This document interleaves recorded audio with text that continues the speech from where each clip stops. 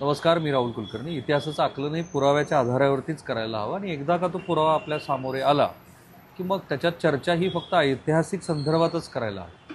जसं मधल्या काळामध्ये संभाजीराजे यांच्याच मदतीनं आम्ही रायगडाची डॉक्युमेंटरी केली, ज्याच्यामध्ये इस्रो आणि तत्सम सगळ्या अत्याधुनिक यंत्रणाच्या माध्यमातून रायगडच्या भूगर्भाच्या आतमध्ये कुठल्या कुठल्या वास्तू आहेत आणि त्याचं नव्याने कसं रिनोव्हेशन होऊ शकतं ह्याबद्दलची ती अत्यंत सविस्तर अशी डॉक्युमेंटरी आहे. ती तुम्ही बघा. त्याच्यामध्ये छत्रपती शिवाजी महाराजांच्या समाधीबद्दल आणि ज्या आत्ता कुत्र्यावरून वाद निर्माण झालेला आहे त्या वास्तूबद्दल पण थोडंसं भाष्य आम्ही केलेलं आहे. मला राजस्थान आणि उत्तर भारतामध्ये फिरत असताना त्या लोकांचं खरंच कौतुक वाटतं की त्या मंडळींनी इतिहासाचं जतन पण केलेलं आहे. अर्थात आपली भौगोलिक स्थिती आणि राजस्थानातली भौगोलिक स्थिती याच्यात थोडासा फरक आहे, पण त्यांनी इतिहासाचं जतन केलं आणि त्यातनं पर्यटनाला वाव दिला. आपल्याकडचा इतिहास आता ज्या पद्धतीनं आपण त्याचं विश्लेषण करतो आहोत तर कधी कधी महाराष्ट्राची चिंता वाटावी असा आपल्याला विचार येतो मनामध्ये. आणि अशा वेळेला होळकर कुटुंबाचे वारसदार आपल्यासोबत आहे. तुमचं स्वागत आहे. तो तोच मुद्दा की तुमच्या दप्तरामध्ये महाराजांनी जी 5,000ची मदत दिली त्याचा नेमका उल्लेख काय? त्याच्यात कसं आहे, अनेक ठिकाणी भारतभर होळकरांनी देणग्या दिलेल्या आहेत, मदती केलेल्या आहेत. ते मदती देत असताना, देणग्या देत असताना निधी दिला जायचा आणि त्याच्या ज्या नोंदी आहेत ते फक्त जसं आपण एक लिजर लिहितो अकाउंटचं किंवा इथं हे दिलं, तशा पद्धतीनं त्याच्या रेकॉर्ड्स आहेत. आता उदाहरण जर द्यायचं झालं तर बनारस हिंदू युनिव्हर्सिटी त्याला निधी दिलेला आहे. तुमची मुस्लिम विद्यापीठ अलीगड मुस्लिम विद्यापीठ त्याला दिलेला आहे. फर्ग्युसन कॉलेजच्या संस्थेला दिलाय, SSPMS ला दिलाय. असेच स्मारकांना सुद्धा दिलेत. शिवाजी महाराजांचं जे SSPMSचं स्मारक आहे त्यालाही दिलेलं आहे. त्याचे डॉक्युमेंट्स तुम्हाला SSPMS त्यांच्या जी संस्था आहे त्याच्या रेकॉर्डला भेटतात. तसंच रायगडावर जे दिलेलं आहे त्याचं त्या लेजरमध्ये तर आहे, पण त्याचबरोबर रायगडावर सुद्धा शिलालेख त्याचा लागलेला आहे. आणि त्यावेळेला जे रायगड विकास फंड नावाची जी संस्था होती जी मागणी करायला गेलेली, त्यांच्याही रेकॉर्डला ते सगळं आपल्याला पाहायला मिळतं. पण मग त्याच संस्थेनं असं लिहिलं की महाराजांना ब्रिटिशांची भीती वाटत होती आणि म्हणून महाराजांनी मी कुत्र्यासाठी फंड देतो असं म्हटलं. Is it true? नाही, आता ह्याच्यात दोन गोष्टी आहेत. आता ते हे लिहिलं तर हे जर तसं असतं, महाराजांची जर इंग्रजांची भीती महाराजांना असती, 2 मिनिटं आपण असं धरूया की त्यांनी लिहिलं ही फॅक्ट आहे, असं धरू 2 मिनिटं. त्यांना जर इंग्रजांची भीती असती तर मग त्यांनी त्याच वेळेला SSPMSच्या परिसरामध्ये जो शिवाजी महाराजांचा पुतळा उभारला त्याला का निधी दिला असता? त्यांना जर इंग्रजांची भीती असती तर केळुस्कर गुरुजींनी जो शिवाजी महाराजांच्यावर ग्रंथ लिहिला होता तो ग्रंथ इंग्रजीमध्ये पुन्हा प्रकाशित करून अगदी ब्रिटन, फ्रान्स पर्यंत त्यांनी का प्रकाशित केला असता? म्हणजे इंग्रजांच्या देशात जाऊन जर ते शिवाजी महाराजांचं चरित्र पसरवू शकतात त्यांच्या भाषेत इंग्रजीमध्ये, भारतभर त्याच्या प्रती वाटू शकतात, तर मग ते इंग्रजांना घाबरत होते आणि म्हणून ते कुत्र्यासाठी निधी दिला आणि शिवाजी महाराजांच्या स्मारकासाठी दिला नाही असं जे म्हटलं जातं आख्यायिकेमध्ये, त्याला काही तथ्य राहत नाही. जेव्हा ही समिती आली आणि महाराजांनी 5,00,000 रुपये दिले तेव्हाचा जो काही संवाद झाला आहे तो होळकरांच्या दप्तरात कुठे नोंदवला गेलाय का? नाही, आता हे कसं आहे, आता आपण आजकाल मी एक उदाहरण देतोय की गणपती उत्सव आहे आणि आपण वर्गणी मागायला गेलोय. मग आता ते वर्गणी मागायला आल्यानंतर ते काही लिहून ठेवत नाहीत ना. मोठे लोक, भरपूर जणांना वर्गणी दिली जाते, तर त्या पद्धतीनं त्यांनी त्यावेळेला ते दिलेलं आहे. त्यांच्यासाठी सगळीकडे आपण निधी देतोय, देणग्या देतोय आणि छत्रपती शिवाजी महाराजांच्या जर समाधीसाठी हे निधी द्यायचा आहे म्हणून त्यांनी ते इमिजिएटली देऊ केला. ती लिहून ठेवण्यासारखी काय अशी, म्हणजे तो संवाद लिहून ठेवण्यासारखी बाब नाही. संवाद कुणाचा लिहून ठेवला जायचा की 2 राजे बसलेत आणि त्यांच्यामध्ये एखादा संवाद होतोय किंवा एखादा अधिकारी मोठा आलाय त्याच्याबरोबर, तर त्याचं डॉक्युमेंटेशन व्हायचं. ह्यांना अडचण होती, रायगड जो फंड होता, ती जी टीम होती, त्यांना अडचण काय होती की शिवसमाधीचं काम झालेलं होतं. 19,000 रुपये त्याचा साधारण खर्च आलेला होता. त्याच्यातली 12,000ची तरतूद त्यांना झालेली होती. रिमेनिंग अमाऊंट त्यांना हवं होतं. मग ते कसं रेस करायचं? मग आता जसं आपण कंपन्यांच्याकडे CSR मागतो तसं त्यावेळेला संस्थानिक मोठे होते. एक ब्रॉडर अप्रोचने सगळे संस्थानिक भारताकडं आणि या सगळ्या आपल्या इतिहासाकडे त्या काळात बघत होते. तो जो काळ होता 1900चा, आणि मग ते होळकरांच्याकडे गेले आणि होळकरांनी त्यांना त्यावेळेला तो निधी देऊ केला 5,000 रुपयाचा. आणि महत्वाचं काय आहे की त्यावेळेचे 5,000 त्याचं जर आपण इव्हॅल्युएशन केलं तर आजच्या घडीला ती खूप मोठी रक्कम होती. अर्थात तेव्हाही 5,000 म्हणजे खूपच मोठी गोष्ट. पण तेव्हा तुम्ही असं मगाशी म्हणाला की महाराज साधारणपणे 5 लाख त्यांचा वार्षिक खर्च होता की महिन्याचा खर्च? नाही, त्यांना वर्षाला तेवढा त्यांना तो खर्च मिळायचा त्यांच्या स्वतःच्या खर्च राजकोषातून. राजकोषातून. हे महाराज त्यावेळेला थोडंसं निवृत्तीकडे होते. हा, त्यांनी ते गादीवर त्यावेळेला नव्हते, ते रिटायर झालेले होते, त्यांचे चिरंजीव गादीवर होते आणि महाराजांच्या स्वतःच्या एक्सपेन्सेससाठी त्यांना तो निधी दिला जायचा. म्हणजे ही 1936ची गोष्ट आहे. होळकरांचं शिवाजी महाराजांच्या समाधीबद्दलचं त्यांच्या स्वतःच्या कुठल्या तरी दप्तरामध्ये जो काही भाव आहे तो कसा तरी स्वरूपामध्ये व्यक्त झालाय का? कुठे तो तुम्हाला दिसतात की डॉक्युमेंट? शिवाजी महाराजांच्यावर होळकर घराण्यामध्ये लिखाण झालेलं आहे बऱ्यापैकी. ते बऱ्याचशाच वेगवेगळ्या ग्रंथांमध्ये आहे. म्हणजे होळकर स्टेटचं स्वतःचं हिस्ट्री डिपार्टमेंट होतं आणि त्या हिस्ट्री डिपार्टमेंटच्या माध्यमातून होळकर घराण्याचा पूर्ण इतिहास सुद्धा लिहिला गेलेला आहे. त्यानंतर होळकरांचे जे इतर लोकांशी संपर्क आले त्या लोकांचा सुद्धा इतिहास, म्हणजे आता इतर लोक म्हणजे मी कुणाचं म्हणतोय तर शहाजी छत्रपती जे कोल्हापूरला छत्रपती म्हणून आले, त्याच्या आधी ते देवासला विक्रमसिंग पवार म्हणून देवासचे राजे होते, तिथून ते कोल्हापूरला आले. पण कोल्हापूरला येण्यापूर्वी 1946ला 1 वर्षासाठी ते इंदोरचे सुद्धा हिज हायनेस होते. म्हणजे इंदोरचं सुद्धा राज्य त्यांनी 1 वर्ष हाताळलं. ते का हाताळलं तर यशवंतराव महाराज जे इंदोरचे शेवटचे राजे होते ते उपचारासाठी अमेरिकेला गेले होते. अमेरिकेला गेलेले असताना त्या काळामध्ये इंदोरचं प्रशासन बघण्यासाठी त्यांना जवळचा आणि विश्वासू माणूस कोण वाटला असेल तर ते विक्रमसिंह पवार, त्यावेळेला जे देवासचे नरेश होते ते वाटले. मग ह्या लेवलचे संबंध होते होळकरांमध्ये आणि छत्रपती घराण्यामध्ये. तुकोजीराव महाराजांचे आणि राजश्री छत्रपती शाहू महाराजांचे जिव्हाळ्याचे संबंध होते. ज्या वेळेला शाहू महाराजांना विरोध झाला त्याच्यानंतरच्या काळामध्ये बडोद्याचे गायकवाड असतील, इंदोरचे होळकर असतील, ग्वालियरचे सिंधियाज असतील, कोल्हापूरचे भोसले घराणा असेल, ह्या सगळ्या मंडळींनी मिळून आपल्याला कलेक्टिव्हली आत्ता 1900 साली, म्हणजे त्यावेळीची जी परिस्थिती होती, इंडियाला अजून स्वातंत्र्य मिळालेलं नव्हतं, पण स्वातंत्र्य चळवळीला आपल्याला कशी मदत करता येईल. आपण जर पाहिलं तर लोकमान्य टिळकांना जे वाडा दिला गेला ती मदत, इतर फ्रीडम फायटर्सला केलेली मदत, ह्या सगळ्या गोष्टींचं आकलन केलं तर आपल्याला एक लक्षात येईल की हे सगळे संस्थानिक जरी इंग्रज असले तरी कलेक्टिव्हली आपल्याला पुन्हा जे हिंदवी स्वराज्याची संकल्पना होती ती कलेक्टिव्हली कशी बांधता येईल याच्यासाठी प्रयत्न करत होते. त्यामुळे आत्ता जे जातीय अँगलने बघितलं जातं या सगळ्या संस्थानिकांच्याकडं ते कुठेतरी चुकीचं आहे. ह्या लोकांचं कोऑर्डिनेशन चांगलं होतं, एकमेकावर विश्वास होता आणि ते एकमेकाबद्दल त्याच रिस्पेक्टनं त्यावेळेला सुद्धा ही सगळी मंडळी बोलत होती. आणि मलाच म्हणजे होळकरांच्याच ह्या बोलण्याला मी पुढे घेऊन जातो. आमचं तसं गेल्या वर्षीच ठरलं होतं की छत्रपती शाहू महाराजांनी धनगर आणि मराठा ह्या जाती ह्या वॉरियर आहेत आणि त्यांच्यामध्ये विवाह संबंध व्हावेत ह्यासाठी पुढाकार घेतला. ही गोष्ट मी सांगतो 1925ची का 24ची? 24ची. आणि 100 लग्न शाहू महाराज हे असे लावणार होते. ती लग्न पार सुद्धा पडली. म्हणजे आजच्या महाराष्ट्रात आत्ताच्या विद्यमान सामाजिक परिस्थितीमध्ये हे एक मोठंच आश्चर्य वाटेल. पण शाहू महाराज हे अनेक अर्थांनी का विजनरी होते, होळकर हे अनेक अर्थांनी का विजनरी होते, हे आत्ता आपल्याला समजतं आहे. त्याबद्दल मी आत्ताचे विद्यमान शाहू महाराज यांची पण मुलाखत केली, जयसिंगराव पवार यांची मुलाखत केली. आमचं आणि होळकरांचं असं ठरलं होतं की आपण इंदोरलाच जाऊ, ते जे कुटुंब आहे त्या कुटुंबांशी संवाद साधला पाहिजे की जिथे धनगर आणि मराठा यांची विवाह जाणीवपूर्वक घडवून आणले गेले आणि पुढाकार तसा शाहू महाराजांचा होता. नाही, ही जी गोष्ट आहे ही खरी आहे. शाहू महाराज आणि तुकोजीराव महाराज तृतीय, थर्ड, ज्यांचा आता रायगडच्या या प्रकरणामध्ये सुद्धा उल्लेख होतो, या दोघांनी मिळून म्युच्युअली ते ठरवलेलं आहे. आणि त्या सगळ्या प्रक्रियेमध्ये सयाजीराव गायकवाड सुद्धा होते. आता ह्याच्यात एक इंटरेस्टिंग फॅक्ट ही महाराष्ट्राला सुद्धा माहिती नाही, मला आपल्याला सांगायची आहे की सयाजीराव गायकवाडांना सुद्धा आपण विजनरी राजा म्हणून आपण पाहतो, त्यांचे जे रिफॉर्म्स होते त्याच्याबद्दल बोलतो. पण आपल्याला हे माहिती नाही आहे की सयाजीराव गायकवाडांना बडोद्याच्या गादीवर येण्यासाठी आमच्याच होळकर घराण्यातले तुकोजीराव जे सेकंड होते, द्वितीय, तुकोजीराव होळकर द्वितीय यांनी पुढाकार घेतला होता. बडोद्याची गादी खालसा करायचा इंग्रजांचा प्लॅन होता. त्यावेळेला तुकोजीराव सेकंड यांनी पुढाकार घेऊन सयाजीराव गायकवाडांना जमनाबाई महाराणी साहेब ज्या होत्या त्यांच्या मार्फत सयाजीराव गायकवाडांना तिथं गादीवर घ्यायला लावलं. त्याच्यानंतर आपले होळकर स्टेटचे जे दिवाण होते टी माधवराव नावाचे, ते दाक्षिणात्य होते. टी माधवरावांना होळकर संस्थानामधून बडोद्याला पाठवलं. का तर बडोदा संस्थानाची सगळी व्यवस्था लावून द्यावी म्हणून. आणि सयाजीराव गायकवाडांना तिथं सगळा त्यांचा सेटअप लावून दिला.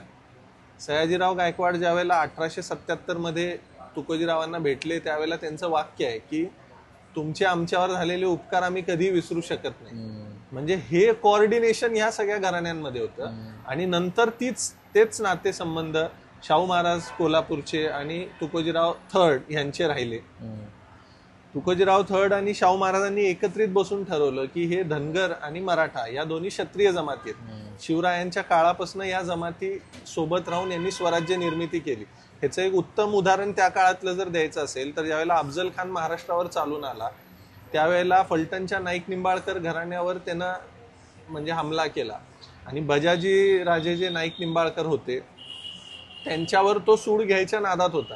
त्यावेळेला त्याला वाचवण्यासाठी म्हणजे बजाजीरावांना वाचवण्यासाठी जिजामासाहेबांनी नाईकजी राजे पांढरेंना सांगितलं. आता हे नाईकजी राजे पांढरे कोण? मोठे सरदार होते पण हे धनगर समाजाचे आहेत नाईकजी राजे पांढरे.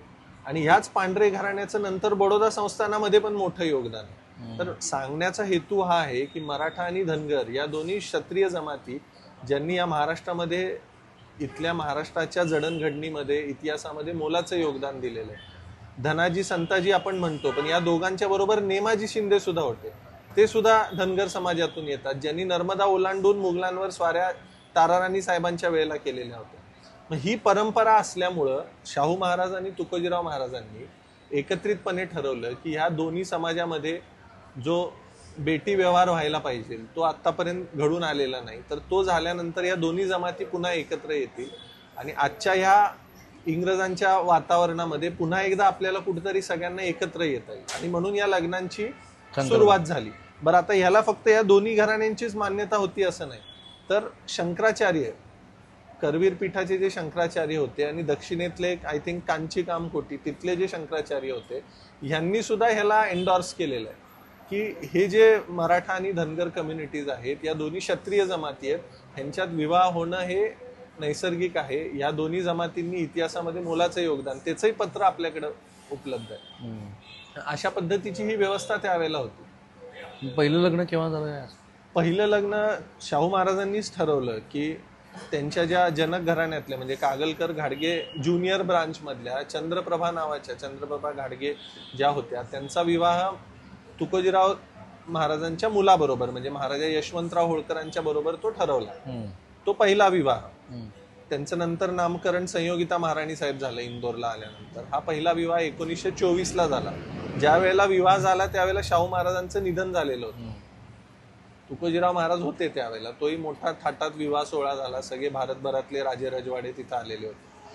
त्याच्यानंतर दुसरा विवाह झाला आमच्या आजोबांचा कोल्हापूरच्या राजवाड्यामध्ये झाला. त्यावेळेला शहाजीराजे छत्रपती होते कोल्हापूरचे आणि शहाजीराजेंनी तो विवाह का लावला तर आमच्या घराण्याचा आणि शहाजी महाराजांचे पण जुने ऋणानुबंध होते एकदम चांगले. ज्यावेळेला शहाजी महाराजांना अडचण होती त्यावेळेला आमच्या घराण्याने मदत केलेली होती. ज्यावेळेला ते देवासला होते त्यावेळेला त्यांचं येणं जाणं असायचं. म्हणजे हे ऋणानुबंध पाहता माझ्या आजोबांचं लग्न कुणाबरोबर झालं तर संताजी घोरपडेंच्या घराण्यामध्ये. आता आपण छावा चित्रपट इतक्यात पाहिला त्याच्यामध्ये म्हाळोजी घोरपडे जे धारातीर्थी पडले संगमेश्वरच्या लढाईमध्ये त्या म्हाळोजी घोरपडेंच्या कुटुंबातून माझी आजी आहे. गजेंद्रगडचं घराणं.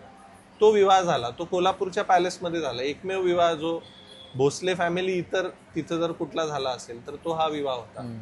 त्याच्यानंतर नेताजी सुभाषचंद्र बोस यांची जी आझाद हिंद सेना होती त्या आझाद हिंद सेनेचे जे कमांडर इन चीफ होते भोसले आडनाव होतं त्यांचं.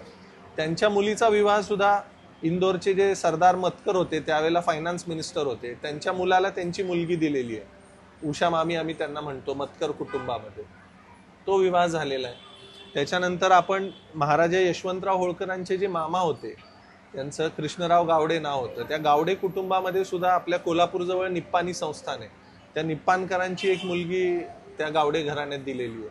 असे अनेक उदाहरण आहेत. अनेक आपल्याला हे घेता येत. आणि मग धनगर समुदायातल्या मुली मराठ्यांना दिल्या असं किती आहे? धनगर समाजातल्या माझ्या स्वतःच्या आत्या त्या बडोद्याला राजे शिर्के कुटुंबामध्ये दिलेले आहेत. हे केव्हाचं लग्न आहे? हे लग्न साधारण 1988च्या आसपास आहे. आत्ताच आहे. 30 वर्षापूर्वी रिसेंट आहे. ओके. हो. आणि असे म्हणजे आमच्या एक आत्या राजे पांढरे घराण्यात सुद्धा बडोद्याला दिलेले आहेत. ओके. आता राजे पांढरे घराणं आणि बडोद्याचं गायकवाड घराणं ह्या दोघांची बडोद्याची गादी अर्धी आहे. तुम्ही बडोद्याचा इतिहास जर बघितला तर अर्ध्या गादीचा मान हा राजे पांढरेंचा आहे आणि अर्ध्या गादीचा मान हा गायकवाडांचा आहे. नंतर गायकवाड थोडे जास्त इन्फ्लुएन्शियल झाल्यामुळं मग ते हे झालं. पण आजही बडोदा दरबारामध्ये उजव्या हाताला बैठकीचा पहिला मान हा राजे पांढरे घराण्याचा आहे. म्हणजे हे धनगर आणि मराठा या दोन कम्युनिटीज मधले संबंध आहेत जुन्या काळापासूनचे. आणि हा खरा महाराष्ट्र आहे की ज्या महाराष्ट्रानं तो सामाजिक सौहार्द टिकून ठेवला. त्याने टी माधवरावाचा उल्लेख केला. टी माधवराव हे किती मोठं व्यक्तिमत्व होतं. तर केरळमध्ये जो रिफॉर्म आले केरळमध्ये वेगवेगळ्या पद्धती, कारण ते तिकडचे पण दिवाण होते इफ आय एम करेक्ट. हो, तंजावरचे होते. तर टी माधवरावनी त्या केरळच्या मार्कंडेय वर्मा ह्या राजाच्या कार्यकाळामध्ये बरेच रिफॉर्म्स केले.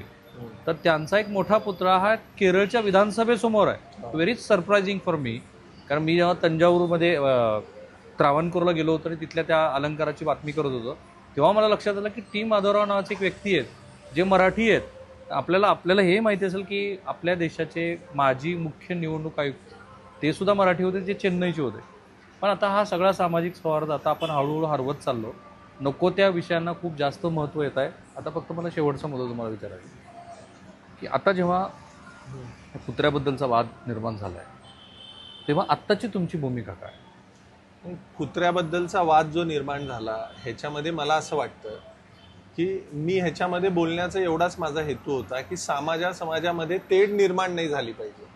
हे जे काय बॉन्डिंग आहे दोन्ही समाजांमधलं या महाराष्ट्रामध्ये किंवा सगळ्याच समाजामधलं, मी आता धनगर मराठा सांगितलं तसं वंजारी समाजाबरोबर सुद्धा आमचे वैवाहिक संबंध जरी नसले तरी आमचे संबंध आहेत.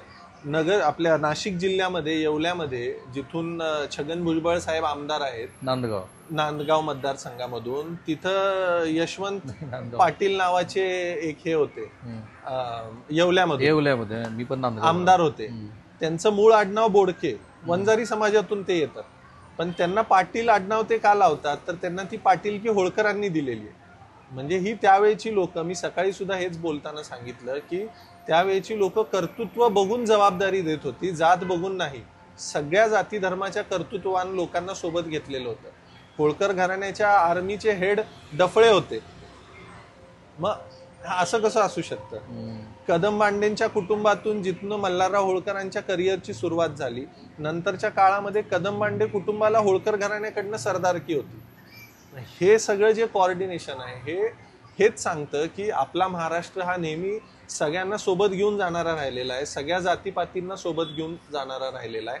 मग आता क्षुल्लक राजकारणासाठी ही जर सामाजिक विण विस्कटत असेल तर ती नाही झाली पाहिजे. आता राहिला विषय आपला वाघ्याचा, तर शिवाजी महाराजांच्या जीवनामध्ये वाघ्या नावाचा कुत्रा होता किंवा नव्हता हे हा माझा सब्जेक्ट नाहीये. तो इतिहास अभ्यासकांनी ठरवावं. त्याच्यावर दोन्ही पक्ष जे एकमेकाच्या विरोधात समर्थनात बोलतायत त्यांना एकत्र बसवावं, शासनाने एक कमिटी नेमावी आणि त्या दोघांच्या चर्चेअंती पुरावे पाहिल्यानंतर जे काय फॅक्ट समोर येतील त्या हिशोबानं त्यांनी ते ठरवावं. आता होळकरांचा संबंध कसा येतो वाघ्याच्या स्मारकासंदर्भात, तर मी मगाशी जसं आपल्याला सांगितलं की ज्या वेळेला रायगडच्या स्मारक म्हणजे त्या समाधी संदर्भात जी लोक काम करत होते त्यांना निधीची कमतरता पडली, त्यावेळेला ते होळकरांच्याकडे गेले आणि त्यांनी सांगितलं की आम्ही शिवसमाधीचं काम करतोय आणि त्याच्यासाठी आम्हाला निधी कमी पडतोय, तो निधी आपण उपलब्ध करून द्यावा. आणि त्यावेळेला तो महाराजा तुकोजीराव होळकरांनी तो निधी उपलब्ध करून दिला आणि मग त्या माध्यमातून उर्वरित काम ते पूर्ण झालं.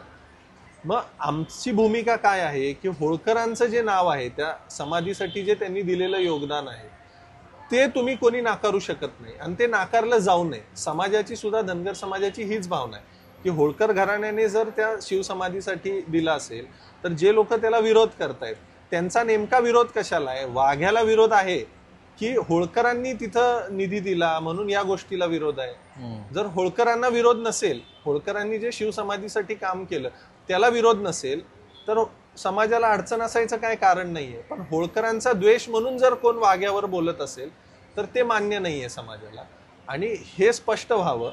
ह्याच बाबतीमध्ये काल संभाजीराजेंनी सुद्धा सांगितलं की आम्हाला तुकोजीराव महाराजांच्या योगदानाबद्दल अडचण नाहीये. मग अशी परिस्थिती असताना काही संघटना, कारण समाजाची भावना त्या वाघ्याच्या स्मारकाशी जुडलेली आहे, पण काही संघटना ज्या आम्ही पुतळा काढून टाकू, आम्ही तो पुतळा उद्ध्वस्त करू हे बोलतात, या संघटना नेमक्या कोण आहेत? त्यांना काय अथॉरिटी आहे आणि कायदा सुव्यवस्था हातात घ्यायची जबाबदारी त्यांना कोण दिली? शासनाची ही जबाबदारी आहे, आर्किओलॉजीची ही जबाबदारी आहे. त्यामुळं शासनाने आणि आर्किओलॉजीने समिती नेमावी आणि त्यांनी ती योग्य ती भूमिका घ्यावी. दुसरं 31 मेचं अल्टिमेटम दिलं गेलं होतं. 31 मेच का? मग 31 मेला अहिल्यादेवी होळकरांची ह्या वर्षी 300वी जयंती आहे. शताब्दी, आपण त्रिशताब्दी त्याला म्हणतो. मग इतका मोठा कार्यक्रम होत असताना देवी ह्या सगळ्यांच्याच होत्या. देवींनी सगळ्यांसाठी काम केलेलं आहे. पाणी त्यांनी असं म्हटलं नाही की अमक्या अमक्या जातीच्याच लोकांनी वापरावं, सगळ्यांसाठी त्यांनी काम केलं. मग अशा देवींच्या जयंतीच्याच दिवशीचं अल्टिमेटम देणं, ह्याच्यातनं एक समाजामध्ये कन्फ्युजन निर्माण होतंय. आणि कुठली संघटना, मी संभाजीराजेंना सुद्धा सांगितलं की हे आपण जे 31 मेचं म्हटलं, तर त्यांनी सांगितलं की 31 मेचं मी अल्टिमेटम दिलं नाही, ते शासनानेच ती तारीख डिक्लेअर केली होती, आम्ही म्हणून ते बोलून गेलो. पण माझं सगळ्यांना हे स्पष्ट तारीख शासनाने डिक्लेअर केली? 31 तारखेच्या आधीपर्यंत जे अतिक्रमणं आहेत किल्ल्यावरची, त्याच्याबद्दल आम्हाला सूचित करा असं शासनानं सांगितलं होतं. म्हणून मी 31 तारीख म्हणालो असं ते काल त्यांच्या मुलाखतीत म्हणाले. पण आमच्या सगळ्यांच्या मध्ये एक गैरसमज काय झाला की जाणून बुजून 31 तारीख ठरवण्यात आली आहे का? मग देवींच्या जयंतीनिमित्त जर गालबोट लावण्यासाठी कोण नको ती कृत्य करत असेल तर ते खपून घेतलं जाणार नाही, हीच समाजाची भूमिका आहे. तसा काही विषय नसेल तर कुणाला त्याच्यावर किंतु परंतु करायचं काय कारण नाही. तुमच्या बोलण्यात लक्षात असं आलं, तुमचं असं म्हणणं आहे की छत्रपती शिवाजी महाराजांच्या कुत्र्या संदर्भामध्ये इतिहासकारांनी निवाडा द्यावा, बरोबर? इतिहासकारांनी दोन्ही बाजूच्या, कारण आमच्या समाजाच्या भावना त्या वाघ्याशी जुडलेल्या आहेत, त्या दिशेनं काही लोक पुरावे मांडतायत. मग दोन्ही बाजू समजून घ्याव्यात, वन साइडेड निर्णय नको, दोन्ही बाजूंना समोर बसवा, दोघांचे ओपिनियन. आणि माझी एक विनंती आहे शासनाला की ह्याच्यामध्ये पॉलिटिक्सशी संबंधित कुठलाही व्यक्ती त्या समितीवर नको, कारण पॉलिटिशियन्सचा आणि इतिहासाचा काही संबंध नाहीये. इतिहासकारांना टेक्निकली तिथं बसवा, त्यांच्याकडनं पुरावे घ्या आणि त्या पुराव्याच्या आधारावर ज्या फॅक्ट समोर येतील त्याच्यावर तुम्ही वाग्याचं ठरवा. ठीक आहे. होळकरांचा जो विषय आहे त्याच्याबद्दल कुणाला डाऊट असायचं कारण नाही की त्यांनी शिवसमाधीसाठी निधी दिलाय. मग होळकरांचं नाव तिथनं काढावं, ह्याच्यापेक्षा होळकरांच्या नावाला आपल्याला तिथं कशा पद्धतीनं चांगलं मांडता येईल, त्यांच्या म्हणजे त्यांनी जी शिवछत्रपतींच्या बद्दल दाखवलेली आस्था आहे ती लोकांपर्यंत कशी पोहोचेल, ह्याच्यासाठी काय करता येईल, ह्याच्यावर आपण बोलूया. हे तुमचं ठीक आहे, त्यांचं म्हणणं आता स्पष्ट झालं. त्यांचं असं होतं की इतिहासकारांनी ठरवावं दोन्ही बाजूचे, अर्थात पुन्हा दोन्ही बाजूच्या इतिहासकाराचं त्याच्यावरती एकमत होईल का हा खरा प्रश्न आहे. पण एक साधा मुद्दा आहे की महाराष्ट्रामध्ये अलीकडच्या काळामध्ये ऐतिहासिक संदर्भ शोधून शोधून पुन्हा हे जे तणाव निर्माण केले जात आहेत त्यातनं कुणाला काय साध्य करायचं, तुम्हाला काय वाटतं? होळकरांच्या या मुलाखतीवरती तुमचे जे काही महत्त्वाचे विषय असतील, मुद्दे असतील, ते या कमेंट बॉक्समध्ये टाका. त्यांना असं वाटतं आहे की सामाजिक सौहार्द जो महाराष्ट्राचा आहे तो टिकायला हवा. सतत तणावपूर्ण परिस्थिती निर्माण होणं हे महाराष्ट्रासारख्या राज्यासाठी काही फारसं चांगलं नाही आहे. त्याबद्दल पण तुमचं मत असेल ते व्यक्त करा. कॅमेरामन निकेतन मानेसह मी राहुल कुलकर्णी, NDTV मराठी, पुणे.